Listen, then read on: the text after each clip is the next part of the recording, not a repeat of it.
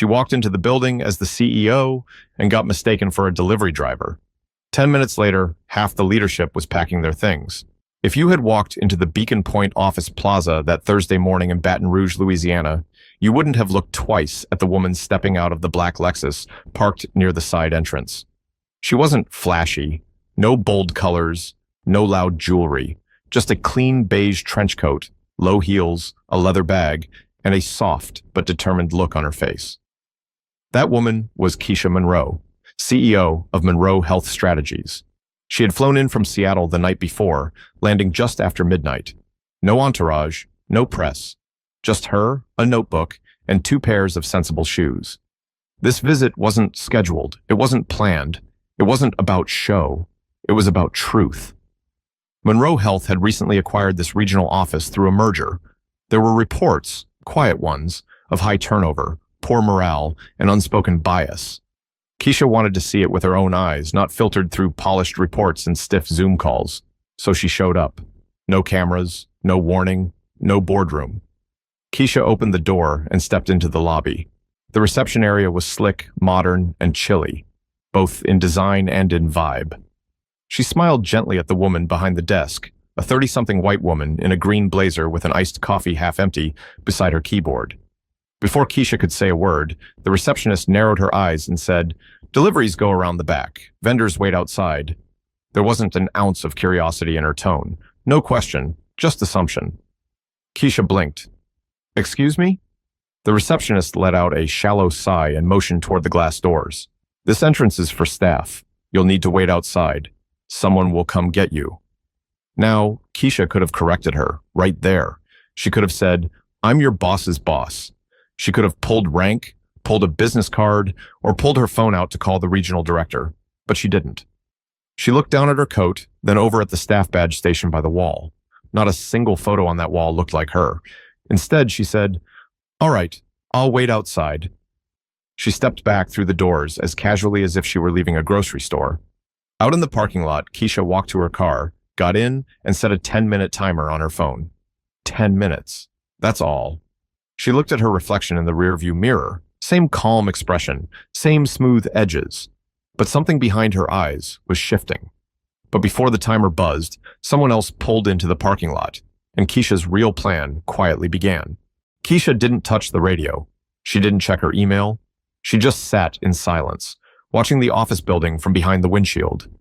She saw 2 men in dress shirts pass by the front glass, one holding a coffee, the other laughing too loudly. They didn't see her. Her fingers tapped lightly on the steering wheel, not in frustration, in rhythm, steady, intentional. At minute 4, she picked up her phone and sent a message to Miriam, her executive assistant. "Be at Beacon Point, use the side lot, bring HR." No punctuation, no explanation. Miriam didn't need one. She knew Keisha's tone. It meant this wasn't just a visit anymore. Keisha then pulled up a note on her phone, typing quickly, "Reception assumptions, no signage for vendors or visitors, staff photos and 0 diversity. Front desk engagement, non-existent." She added one more word at the bottom, bias. But she didn't feel angry. Not yet. She felt confirmed. This wasn't the first time something like this had happened. It was just the first time it had happened here, under her own company's name. Back in college, a professor once told her, "You're going to intimidate a lot of people simply by existing." She thought it was a compliment at the time. Now she knew better. It was a warning. By minute 8, she saw the receptionist glance through the glass doors again. This time, she seemed to hesitate, maybe realizing her mistake, or maybe not. Either way, Keisha didn't move. 2 minutes later, right on time, Miriam's car pulled up. Out stepped a tall woman in slacks and a navy blouse, her long braids pulled into a knot. Beside her was Troy Benton, the director of human resources. Tall, older, salt and pepper beard, glasses always sliding down his nose. Keisha stepped out of her Lexus. "You ready?" she asked. Troy nodded once. "Always." Miriam just said, "Walk slow. Let them see you." Keisha smiled faintly. "I don't need to be seen. I need to be heard." They didn't storm the building. They didn't raise their voices. They walked through the front door like they belonged, because they did. This time, the receptionist stood up. Her smile came too quickly. "Hi there, do you, Keisha didn't stop, didn't flinch, just walked right past her and said, Let's get a conference room, please. Miriam followed with quiet authority. Troy gave a brief, polite nod. The receptionist blinked and slowly sat back down, clearly trying to figure out what she had missed. Upstairs, word had already begun to spread. Someone whispered in the break room, "Is that the CEO? I thought she was supposed to come next quarter. Who called her in?" But Keisha wasn't here for rumors. She was here for reckoning. But before anyone could piece it all together, Keisha opened the door to a room full of managers, and silence fell like a dropped phone. The conference room smelled like dry erase markers and anxiety. Keisha stood at the head of the long oval table, her coat folded neatly over her arm, her briefcase untouched beside her. Miriam stood to her right, arms crossed. Troy stood near the door, holding a clipboard but saying nothing, for now. 8 people sat around the table, mid-level and senior managers from the Baton Rouge branch. No one had been told why this meeting was called. They knew only that the CEO, had just walked in like thunder before a storm. Keisha looked around the room slowly. Not one of them met her eyes. She cleared her throat, but her voice was calm, almost casual. "So," she said, "this morning I was asked to wait outside." Nobody responded. She let the silence hang. "I came in through the front entrance," she continued. "I introduced myself, or tried to. Before I could say a word, I was directed outside. No questions, no greeting, just told to wait. A man in a maroon polo, nameplate in front of him read Alex Granger, operations lead, shifted in his seat. "Miss Monroe, I'm not sure." She raised a hand, stopping him with one small motion. "No need to defend anyone yet, Alex. I'm just telling you what happened." Someone coughed nervously. Another manager, Brenda Owens, HR for the regional branch, started fidgeting with a pen, tapping it against her notebook like a broken metronome. Keisha took a slow step forward. "Now, here's the thing. I wasn't offended. I wasn't surprised either. It happens. More than it should." She paused. "But I was watching and listening." She walked to the whiteboard at the side of the room and picked up a marker. In big, clear letters, she wrote, "Assumptions, access, accountability." Then she turned around. "Those 3 words are why I'm here, and depending on how today goes, they may be why some of you aren't here next week." That's when people really started to shift. Brenda finally spoke. "Ma'am, I'm so sorry if you were mistaken for someone else," Keisha interrupted. "Sure, let's talk about that." She walked toward the window, then turned back. "I'm a black woman. I didn't come in wearing designer shoes or a badge, but I also didn't come in looking lost. And still, someone saw me and assumed, not one of us, definitely not in charge." She scanned their faces. "So I want to ask each of you who gets to belong here, who walks in and gets welcomed, and who gets watched, who's allowed to blend in, and who's asked to wait outside." A long silence followed. Keisha softened her tone just a little. "You don't have to answer right now, but if you're in management and you can't see the problem with what happened this morning, then you are the problem." Miriam uncrossed her arms and stepped forward, handing Keisha a printed sheet.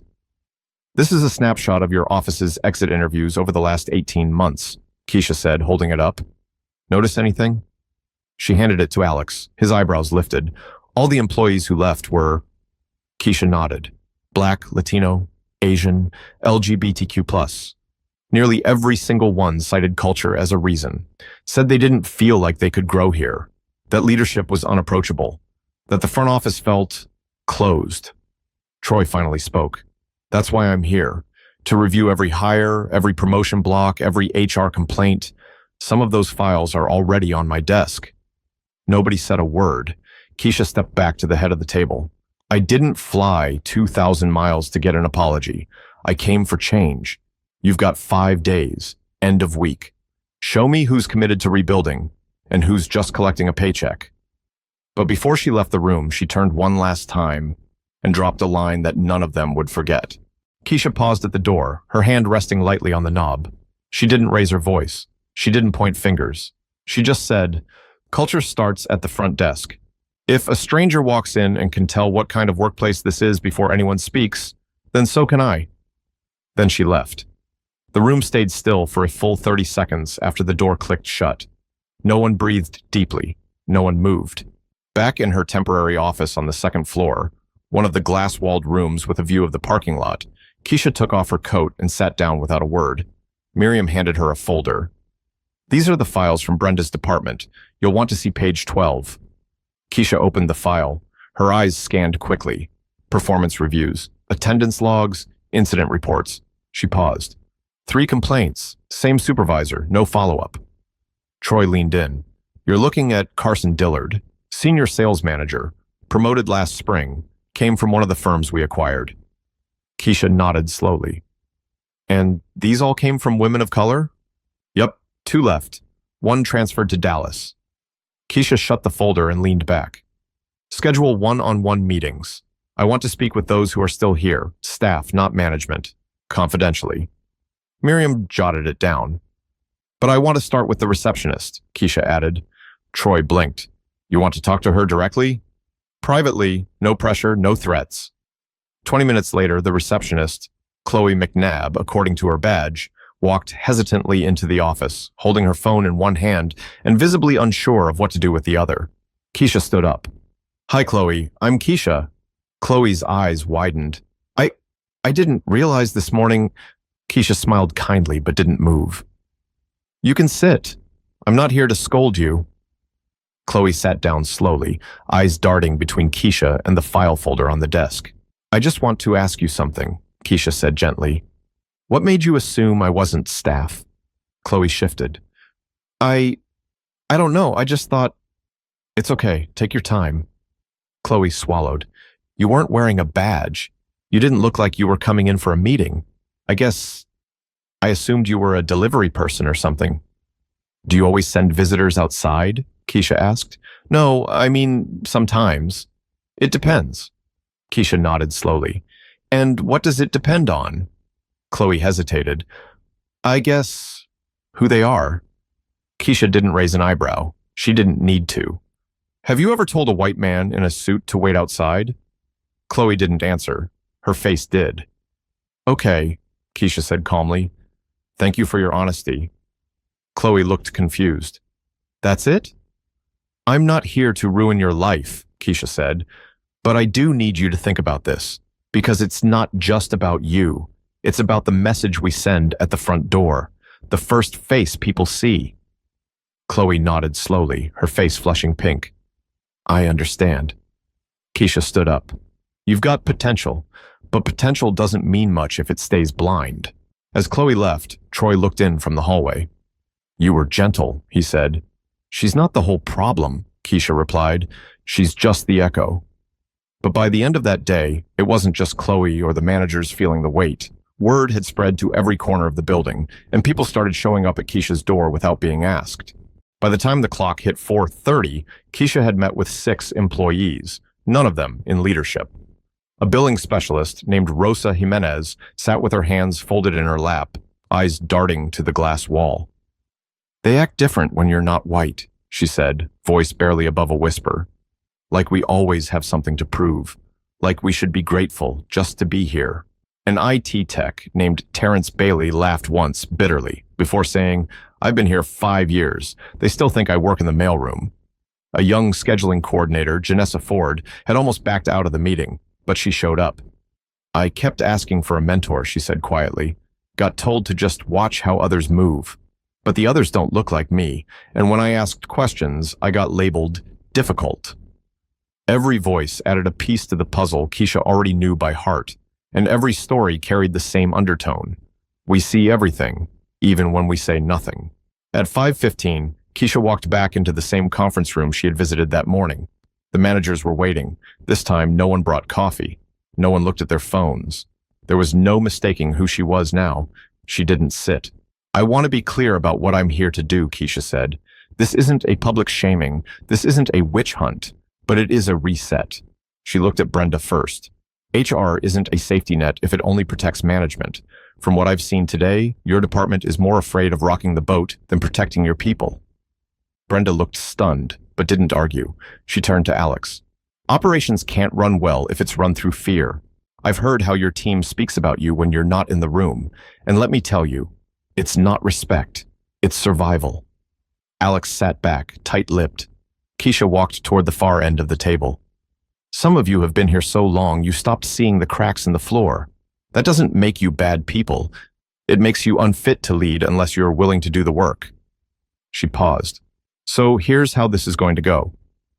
Troy stepped forward and placed 2 folders on the table. Each of you will receive a personal evaluation, built not just on numbers, but on leadership behavior.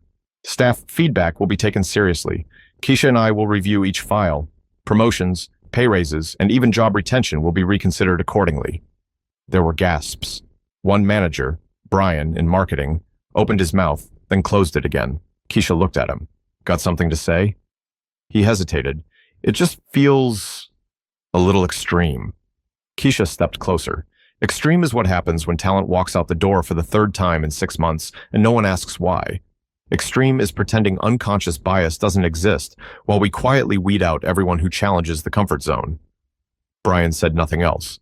She softened her voice just a bit. You still have time, but time doesn't mean anything without change. Brenda finally spoke. What does change even look like at this point? Keisha looked at her directly. It looks like listening. It looks like hiring beyond your circle. It looks like checking yourself every time you assume someone doesn't belong. It looks like not mistaking silence for consent. She looked around the room once more. 5 days, she repeated. You've had 5 years to look away. Now you've got 5 days to look in. But as Keisha left the room, her phone buzzed, and the message waiting on the screen proved the fight for change was just beginning. The message on Keisha's phone was short but sharp.